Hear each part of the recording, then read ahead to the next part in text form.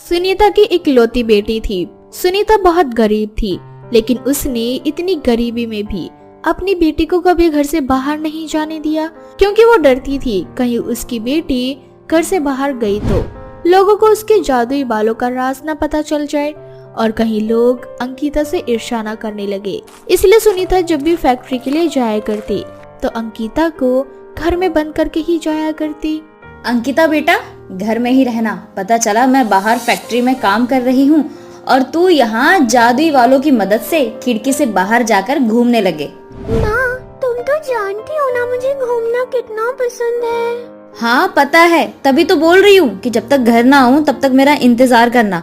और आज रात को मैं तुझे अंधेरी रात चांद की रोशनी में गांव घुमाने ले जाऊंगी, जहां मैं तुझे पहाड़ दिखाऊंगी, झरने दिखाऊंगी।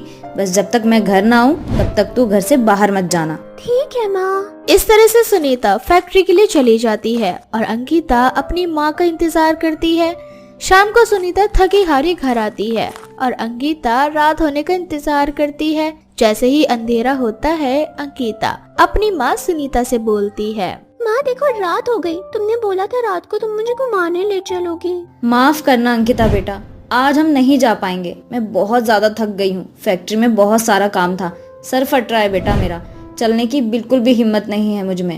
माँ तुमने मुझे पहले क्यों नहीं बताया? अगर तुम मुझे पहले बता दी तो मैं अपनी जादुई बाल की मदद से तुम्हें अभी तक ठीक कर चुकी होती। अब तुम कुछ मत बोलो और आराम से लेटी रहो, मैं अभी तुम्हारी सारी दिक्कतें खत्म करती हूँ।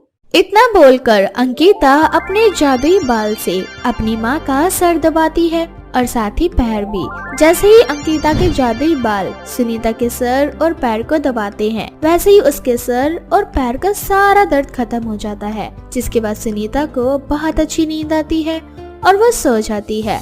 अब इसी तरह से कुछ दिन बीत जाते हैं और एक रोज सुनीता फैक्ट्री में काम कर रही होती है तो वहीं दूसरी ओर घर में अकेली अंकिता अपने जादुई लंबे कालो बालों से घर की सफाई कर रही होती है।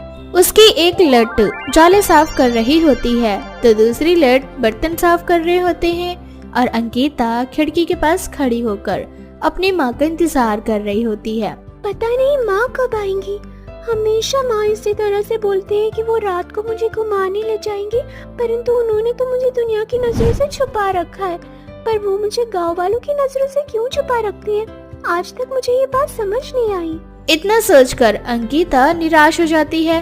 तभी उसके दिमाग में एक प्लान आता है और वो खुद से बोलती है, माँ तो मुझे घुमाने से रही और वैसे भी माँ तो फैक्ट्री से रात को घर आती है, मेरे पास पूरा दिन पड़ा है, क्यों ना मैं ही अपने गांव घूम कर आ जाऊँ। हाँ यही सही रहेगा।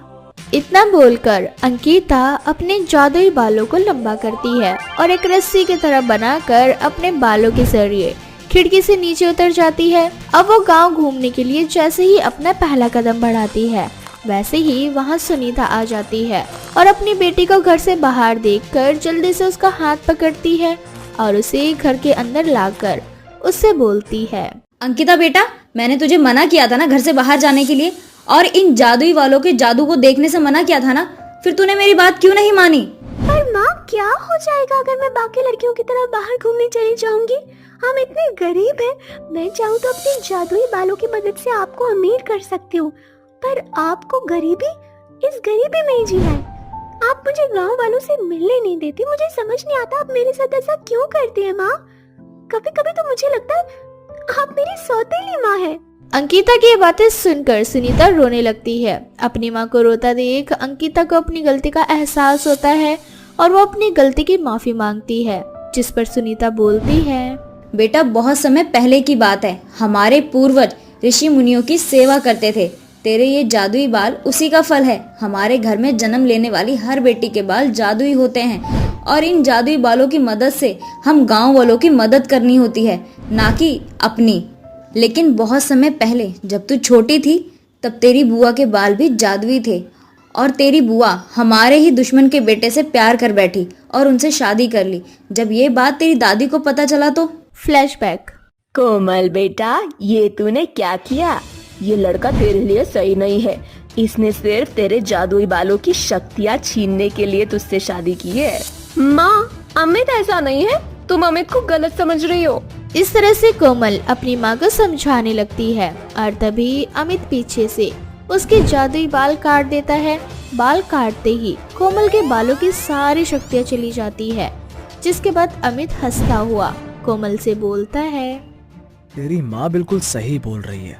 मुझे तुझसे नहीं तेरे जादुई बालों से प्यार है। अब मैं तेरे इन जादुई बालों को अपने साथ अपने लैब में ले जाऊंगा और इन पर एक्सपेरिमेंट करूंगा और इनसे निकलने वाली सारी शक्तियों को अपने अंदर समाहित कर लूंगा।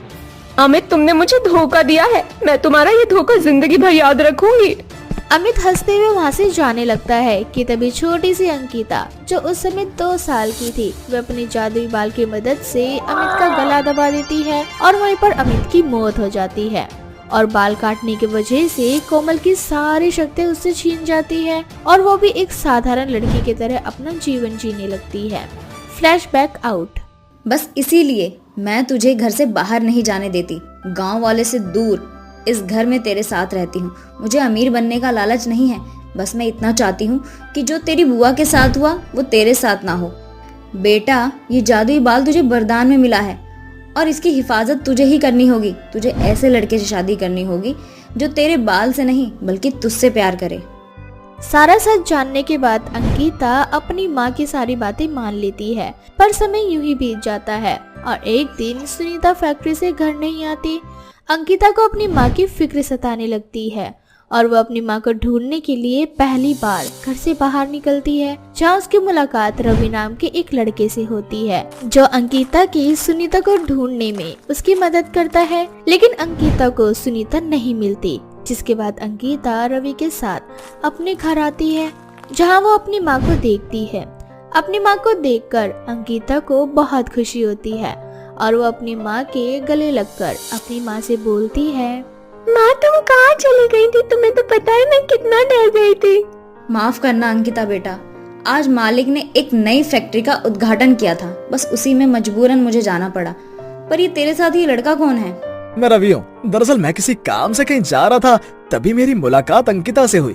अंकिता बहुत परेशान थी तो मैंने सोचा कि क्यों ना मैं इसकी मदद करूँ।